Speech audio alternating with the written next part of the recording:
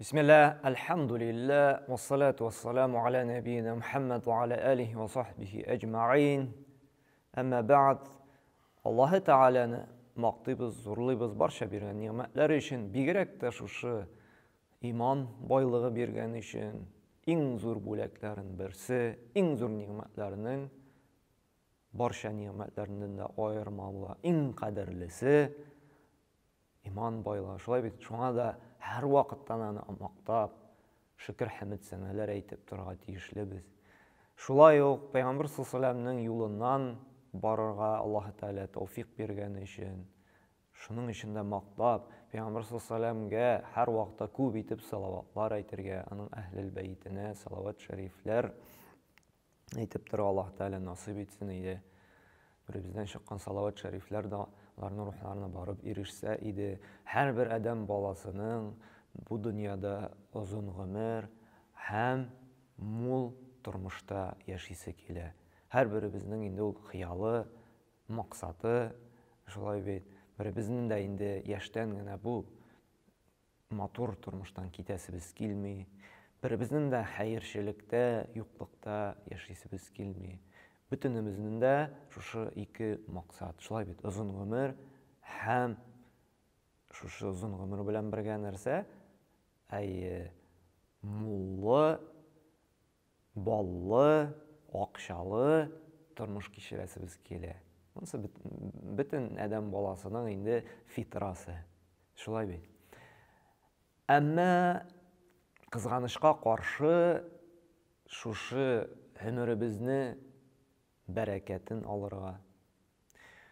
Малыбызның бәрәкәтен югалтуга үзебез дә сәбәп булабыз. Ничек итеп? Менә бүген көндә бик зур афәт элекке вакыт белән чагыштырганда нишләделәр? Туганнар белән бер-берсе белән йөришми башлады. Туганнар белән араны үзде. Туганнарга шалтыратып хәлен белми башлады. Алай гына да түгел, хәтта әтисе, әнисе үлеп китте икән, берәр мирас калды икән, бер-берсе белән сугыша, талаша, сутлаша, шушы мирасны бүлә башладылар. Бергә уйнап үскән абыйлар, әнеләр берсе белән иң кырыс, иң ачулы дошманга әйләнделәр. Апалар, сеңлеләр дә шулай ук. Хәтта шуның хәтлеккә килеп җитте, авылдагы бер кичкенә генә, беркемгә дә кирәкмәгән, инде чири башлаган, беркем дә тормаган, әмма миндекләрен өстен чыгарыр өчен, шуны бүләр өчен нишлиләр? Талашалар, йөрешмиләр, сөйләшмиләр, суттан сутка йөриләр. Һәм менә бушы сәбәп тә инде тормышыбыздан ямын, бәрәкәтен ала икән, һәм малыбызның да кимүенә бер сәбәп икән. Һәм күрәбез, бүген көндә дә аның аянычлы нәтиҗәләрен. Һәм шулай күрәбез әле уңай ягында, бүгенге көндә дә кем туганнары белән аралаша, сөйләшә, һәр вакытта да менә нинди генә берәр эше килеп чыкмасын, бергә күмәкләшеп җыелышалар икән бүгенге көндә дә. Әмма бу бик сирәк, әмма бар андыйлар. Ике гаеттә дә bütün туганнар җыелыша, бер-берсенә бүләк бирә. Шулай бит, балалары бер-берсе белән уйнап үсә, чын якын дуслар булып, бар андый туган. Һәм аларның тормышларын карасаң, бик шундый бәрәкәтле, муллы тормыш кичерәләр. Дөньялары да әйбәт бара, балалары да тәртипле, һәм сәламәтлекләре дә 50 яшьтә булса да 18 яшьтәгечә. Сорау туа, моның сире нәрсәдән соң? Ничек булар шуның хәтлек матур тормышта яши, ә бу дошманнар шуның хәтлек күңелләрендә моңсулык, шулай бит, эшләре бармый, гел ширлиләр, гел авырталар. Моның сире бик гади. Менә Бухари җыентыгында Пәйгамбер саллаллаһу алейһи инде 14 гасыр элек шушы безгә кирәкле булган иң кадерле нигъмәт озын тормыш һәм мал. Нәрсә дип әйтеп калдырды? Мен әхәббән юмсата алейхи фи ризқихи. Кемдә ризыгының мул булуын тели икән ди. Ризыгының күп булуын, җитәрлек булуын. Ва ан юнсалаху фи афарихи. Тормышының, гомеренең озын булуын тели икән ди. Ике сорау шулай бит. Бөтенебез дә телибез. Җавабы нәрсәдә ди? Фәльясил рахима. Туганлык җепләрен ныгытсын ди. Сакласын гына түгел, ныгытсын ди. Карагыз. Пәйгамбер саллаллаһу алейһи безгә шушы ике серне ашып җәйде. Бәян итте. Телисең икән, озын гомер. Шулай бит. Телисең икән, акчаң җитәрлек булуын, байлыгын.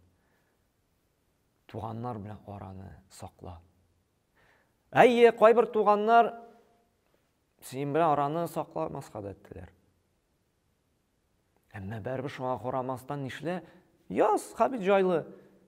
WhatsApp-ка гына язып тор. Хәлен белеп, ничек хәлләрең? Бер килешмә, шулай бит. Берәр ишеттең икән, берәр кай проблемасы булды. Ярдәмгә кил, картасына җибәр. Сорады икән, шушыны алып кайтыйк әле, мин машинамны алып кайт. Гаетләрдә йөреп чык. Бүләкләр биреп чык. 2 айга булса да, 3 айга бер булса да, хәтта кимдә яны кварталга бер булса да йөреп чык.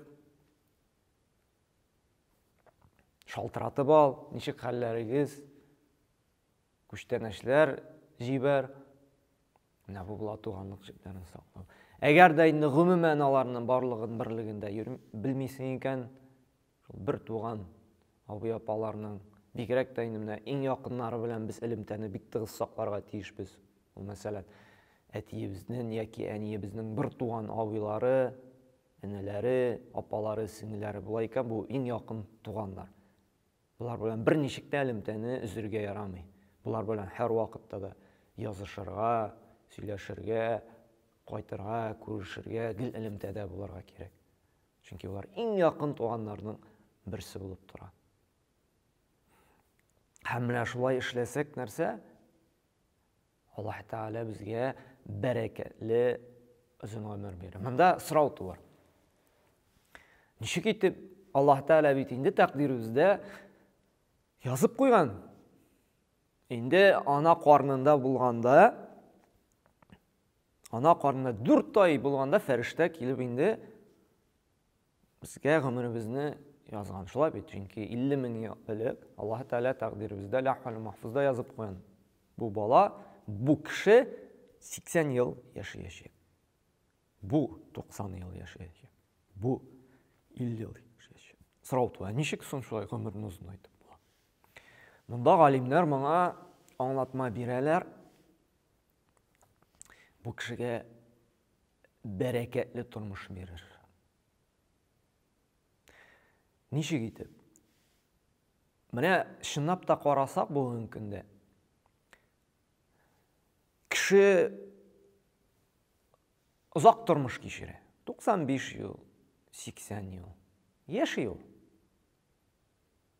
Яши, ашый, эчә, йоклый, шулай бит. Аны шул якын гына туганнары белә.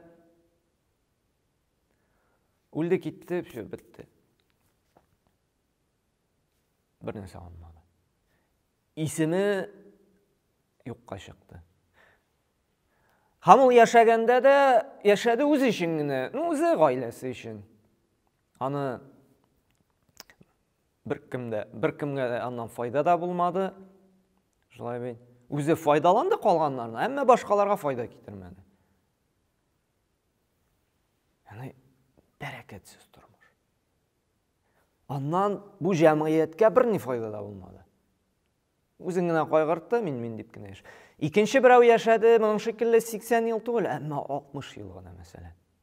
Әмма моның тормышы шуның хәтлек бәрәкәтле, шуның хәтле меңләгән кешегә гыйлеме белән, матди яктан байлыгы белән, файдалы киңәшләре белән, китаплары белән язган әсәрләре белән җәмгыятькә файда китерде. Кемнердер тормышын туры юлга басырга, криминалдан шулай бит игелекле рельсларга бастырга ярдәм итте. Кемнедер бер мискенгә үзен табып кеше булырга ярдәм итте. Бу 60 ел яшәп шуңа файда китерде. Үлгәннән соң да әле моңа гасырлар буе шушы калдырган шәкертләр, шушы тәрбияләгән кешеләр, шушы матди яктан түзегән йортлары, мәчетләре, башка төрле салган юллары, чишмәләре әҗер китереп торачаклар.